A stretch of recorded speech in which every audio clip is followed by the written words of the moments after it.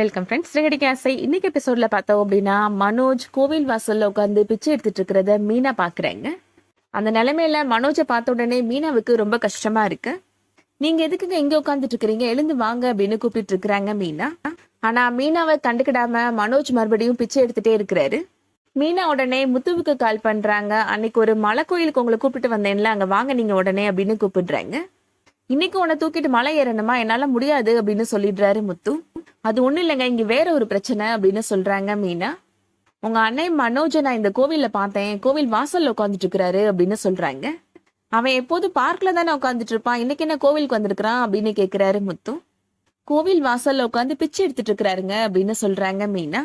அவனா இருக்காது மீனா, நீ வேற யாரோ பார்த்துட்டு தப்பா புரிஞ்சுக்கிட்ட அப்படின்னு சொல்லிட்டு இருக்கிறாரு முத்து. நான் டெய்லி பாக்குற முகம் தானங்க, எனக்கு எப்படிங்க அடையாளம் தெரியாம போகும், நீங்க உடனே கிளம்பி வாங்க அப்படின்னு கூப்பிடுறாங்க மீனா. முத்துமே இப்ப அங்க வந்துடுறாரு. அங்க போய் பாக்குறாரு. பார்த்தா மனோஜ் மீனா சொன்ன மாதிரி கோவில் வாசல்ல உட்காந்து பிச்சை எடுத்துட்டு இருக்கிறாரு. டே அண்ணா, இங்க உட்காந்து என்னடா பண்ணிட்டு இருக்கிற அப்படின்னு ரொம்ப டென்ஷன் ஆயிடுறாரு முத்து. இவரை இந்த நிலைமையில பார்த்தாங்கன்னா அத்தை மாமாலாம் எவ்வளவு வருத்தப்படுவாங்க அப்படின்னு மீனா சொல்லிட்டு இருக்கிறாங்க. நீ படிச்ச சர்டிபிகேட்டை எடைக்கு போட்டாலே 1 வருஷத்துக்கு உட்காந்து சாப்பிடலாமேடா அப்படின்னு சொல்லிட்டு இருக்கிறாரு முத்து. பக்கத்துல உட்காந்துட்டு இருக்கிற பிச்சைக்காரர் சொல்றாரு, என்ன பண்றது எல்லாம் விதி அப்படின்னு சொல்லிட்டு இருக்கிறாரு. அதெல்லாம் ஒண்ணும் இல்லைங்க, இவனுக்கு பாதாம் முந்திரி பிஸ்தான்னு கொடுத்து ஃப்ரிட்ஜில் இருக்கிற ஆப்பிள் மாதிரில எங்க அம்மா வளர்த்து வச்சிருக்காங்க அப்படின்னு சொல்றாரு. ஆனா இப்ப பார்த்தா ஏதோ டீ கடை டிகாஷன் மாதிரில ஆயிட்டான் அப்படின்னு சொல்லிட்டு இருக்கிறாரு முத்து. உனக்கு எதுக்கு இந்த நிலைமை, எந்திரிச்சு வா அப்படின்னு கூப்பிட்டு இருக்கிறாரு. இவ்வளவு பாசமான தம்பி இருந்தா நாங்கெல்லாம் பிச்சை எடுக்கவே வந்திருக்க மாட்டோம் அப்படின்னு அங்க பக்கத்துல இருக்கிறவங்க சொல்லிட்டு இருக்கிறாங்க. இவனா பாசமான தம்பி அப்படின்னு மனோஜ் சொல்றாரு. உன் மேல அக்கறை இல்லாம தான் இவ்வளவு தூரம் வந்தேன் நானு அப்படின்னு முத்து கோபப்படுறாரு. 6 மணி வரைக்கும் இந்த இடத்த விட்டு நான் வரமாட்டேன் அப்படின்னு சொல்லிட்டு இருக்கிறாரு மனோஜ். அது என்ன 6 மணி கணக்கு அப்படின்னு கேக்குறாரு முத்து. இந்த தம்பி ஏதோ பரிகாரத்துக்காக பிச்சை எடுக்க வந்திருக்கு அப்படின்னு பக்கத்துல இருக்கிறவங்க எல்லாம் சொல்றாங்க. எந்திரிச்சு என் கூட வா அப்படின்னு கூப்பிட்டு போறாரு முத்து. நீ போட்டிருந்த ட்ரெஸ் எல்லாம் எங்கடா அப்படின்னு கேக்குறாரு.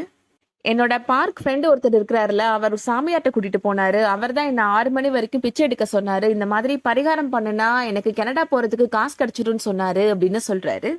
உன் ட்ரெஸ் எங்க, நான் அவன்கிட்ட கால் பண்ணி கேளு அப்படின்னு சொல்றாரு முத்து. மனோஜோட ஃப்ரெண்ட் இப்போ போன் எடுக்க மாட்டேன்றாரு. அதனால அவர் போட்டிருக்க ட்ரெஸ்லயே அப்படியே வீட்டுக்கு கூட்டிட்டு போறாரு முத்து. மனோஜ் தான் நிக்கிறாருன்னு தெரியாம விஜயா முத்து ஏதோ பிச்சைக்காரனை கூப்பிட்டு வந்திருக்கிறாரு அப்படின்னு சொல்லிட்டு திட்ட ஆரம்பிச்சிடுறாங்க. இந்த பிச்சைக்காரனெல்லாம் எதுக்கடா இங்க கூப்பிட்டு வந்திருக்கிற, 5 பத்து கொடுத்து அனுப்பியிருக்க வேண்டியதானே அப்படின்னு திட்டுறாங்க விஜயா. அத்தை, இவர் யாரும் தெரியாம பேசாதீங்க அப்படின்னு மீனா சொல்லிட்டு இருக்கிறாங்க. நம்ம ஏரியா பிச்சைக்காரன் தானே, இவனுக்கு என்ன மரியாதை கொடுத்து பேசிட்டு இருக்கிற நீ அப்படின்னு விஜயா மீனாவையும் திட்டுறாங்க. கை கால்லாம் உனக்கு நல்லா தானே இருக்குது, உன்னை இந்த மாதிரி வளர்த்து விட்டு பிச்சை எடுக்க வச்சிருக்கிறாளே அவளை சொல்லணும் அப்படின்னு சொல்லிட்டு இருக்கிறாங்க விஜயா. அம்மா ரொம்ப பேசாதீங்கம்மா, அப்புறம் நீங்க வருத்தப்படுவீங்க அப்படின்னு முத்து சொல்லிட்டு இருக்கிறாரு. அம்மா அப்படின்னு கூப்பிடுறாரு மனோஜ். நீ உன்னோட குரல்ல அப்படி கூப்பிடாத அப்படின்னு சொல்லி காதை பொத்திக்கிறாங்க விஜயா. நான் தாமா அப்படின்னு சொல்லிட்டு மனோஜ் துண்டு வச்சு மூடிட்டு இருக்கிற முகத்தை காமிக்கிறாரு. மனோஜ அந்த கோலத்துல பார்த்த உடனே விஜயா ரொம்ப ஸ்டன் ஆயிடுறாங்க. என்னடா மனோஜ், உனக்கா இந்த நிலைமை அப்படின்னு அழ ஆரம்பிச்சிடுறாங்க. ரோகிணி இப்போ அங்க வராங்க. யாரத்த இவரு அப்படின்னு கேட்டுட்டு இருக்கிறாங்க. மனோஜ் தான் அப்படின்னு தெரிஞ்சதும் ரோகிணியுமே ரொம்ப வருத்தப்படுறாங்க. மீனா சொல்றாங்க, நான் கோவிலுக்கு போனேன், அப்ப கோவில் வாசல்ல உட்காந்து இவர் பிச்சை எடுத்துட்டு இருந்தாரு, எங்கேயோ கேட்ட குரலா இருக்கேன்னு பாக்குறப்ப இவர் உட்காந்துட்டு இருந்தாரு அப்படின்னு சொல்றாங்க மீனா. ஏண்டா மனோஜ், உனக்கு ஏண்டா இந்த நிலைமை, கோவில் வாசல் உட்காந்து ஏண்டா பிச்சை எடுத்துட்டு இருந்த அப்படின்னு கேட்டுட்டு இருக்கிறாங்க விஜயா. ஏன் சிக்னல்ல போய் பிச்சை எடுக்கணும்னு சொல்றீங்களா அப்படின்னு முத்து கேக்குறாரு. நீ சும்மா இரு முத்து அப்படின்னு சொல்லிட்டு இருக்கிறாங்க விஜயா. நான் சும்மா இருந்தேன்னா இந்நேரம் வரைக்கும் இவன் கோவில் வாசல்ல தான் உட்காந்து பிச்சை எடுத்துட்டு இருந்திருப்பான் அப்படின்னு சொல்றாரு முத்து. நான் எப்போதும் இவனை கலாய்ச்சிட்டு தான் இருப்பேன், இருந்தாலும் இவனை இந்த நிலைமையில பாக்குறப்ப எனக்கே ரொம்ப வருத்தம் ஆயிடுச்சு அப்படின்னு ஃபீல் பண்ணி பேசுறாரு முத்து. என்னதான் மனோஜ்கிட்ட கோபப்பட்டாலும் மனோஜ் மேல ஒரு ஓரத்துல முத்துவுக்கு பாசம் இருக்கதான் செய்யுது. நீங்க யாரும் பணம் கொடுக்க மாட்டேன்னு சொல்லிட்டீங்க, அதனாலதான் நான் கோவில் வாசல்ல பிச்சை எடுத்தேன் அப்படின்னு சொல்லிட்டு இருக்கிறாரு மனோஜ். அதுக்குன்னு 14 லட்சம் ரூபாயும் பிச்சை எடுத்தாடா சம்பாதிக்க முடியும் அப்படின்னு அண்ணாமலை திட்டிட்டு இருக்கிறாரு. நாங்க உயிரோட இருக்கிறப்பயே உன்னை இந்த நிலைமையில பாக்கணுமா அப்படின்னு விஜயா ஃபீல் பண்ணி பேசிட்டு இருக்கிறாங்க. அதோட இன்னைக்கான எபிசோட் முடியுது.